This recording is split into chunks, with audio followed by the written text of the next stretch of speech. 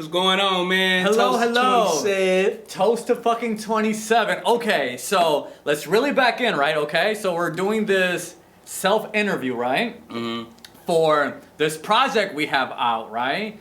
Now you're seeing it and now it's out, but for a long time it was secretive, right? Yeah, it was top secret. It's classified. Because creativity shouldn't always be shared, you know what I mean? I feel like sometimes when you share your creativity before it's out, It loses its energy. yeah, it dilutes it, right? Mhm. So I'm glad we did that. And now it's done, right? Let's cheers again to that. Cheers again. So let's really back in. How are we even in this place right now? I don't know, man. It's something that like organically happened. You know, that's something that we say all the time about how the whole thing came about. It was just something we started. I was working on a project. Yeah. I was working on my latest EP. Go stream that. Go stream that the day before, please. The day before. Yes. Do that today. But yeah, I was working on that, and I had came across this production by Solitaire, and I had wrote a song called "Lit" to it, and I put it up.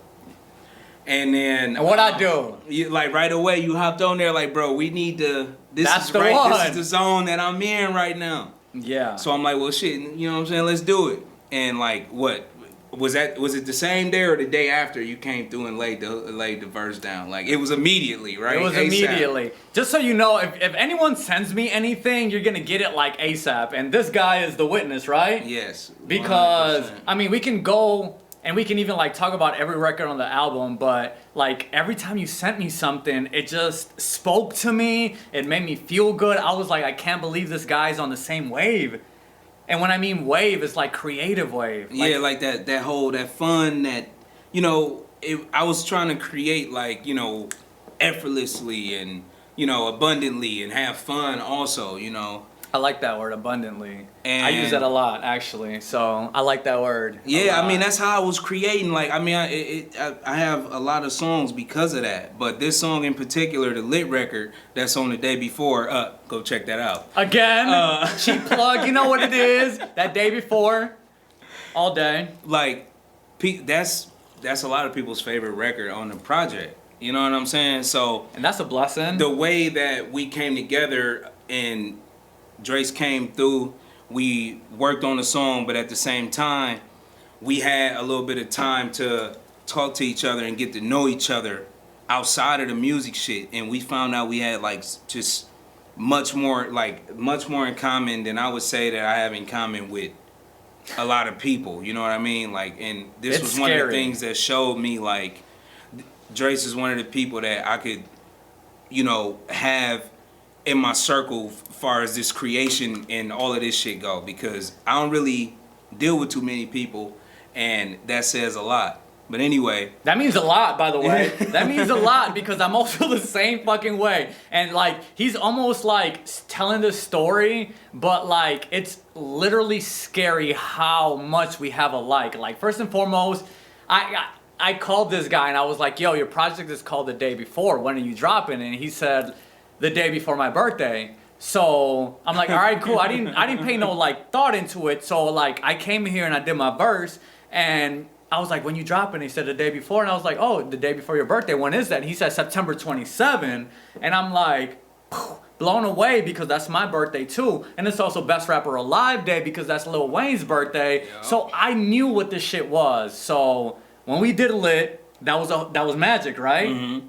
That was magic, and right after that, you kind of hit me with 2 or 3 like more, right? Yeah, I had sent you like 2 or 3 more beats, and then like the day after, you had sent me like verses for all 3 of those beats, and I'm like, well, shit, man, come through and record them joints, man. And then before we knew it, we had like 4, 5 records, and we like, shit, well, might as well put this shit together and make a hybrid album. Make it a hybrid album. We're not even doing collabs anymore. We're doing hybrids. What that means is that we're taking 2 potent sounds.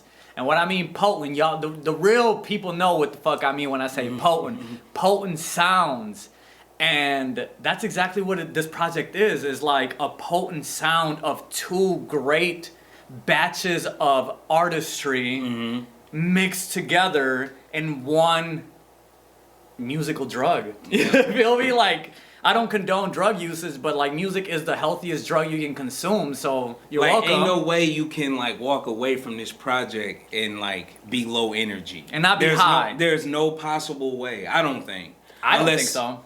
I mean, like, just because, like... Unless you don't love yourself, but we can work on that. You know what I mean? Like, we can work on all those things.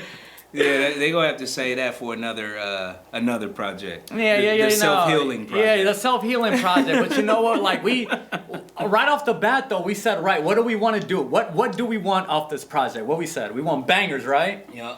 We wanted every song from 1 to 7 to be... like non-stop energy, and I feel like we delivered that. I'm proud that we did that. I'm proud that we caught a moment. And just so you guys are aware, like what you're listening to is not music. It's a moment that we created, right? Yes, it's definitely a moment, and it's a timeless moment in my opinion, because like I don't usually create this ain't usually the kind of music that people who know me that for the music that I make, they don't know me for this type of music. So it's always, for me, it was fun to even be able to do that. Yeah. And be able to create something like that so people can have just a whole different, they can see the versatility, you know what I'm saying? And I'm so glad you did that though. And like, ironically, I was on that same journey. Like, you know, you get so caught up in being like, you know what, I want to be a lyricist and I want to make sure I'm respected for my art.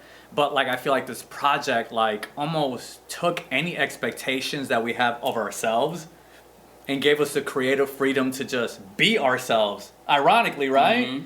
And that's why I love this project, because not only how it came about, we didn't plan this. I didn't wake up one day and was like, yo, I'm going to do a project with Rich. Yeah. You was like, you know what I mean? Like, it just happened and it grew, and that's the magic part about this shit. And that's what I feel like more artists should do.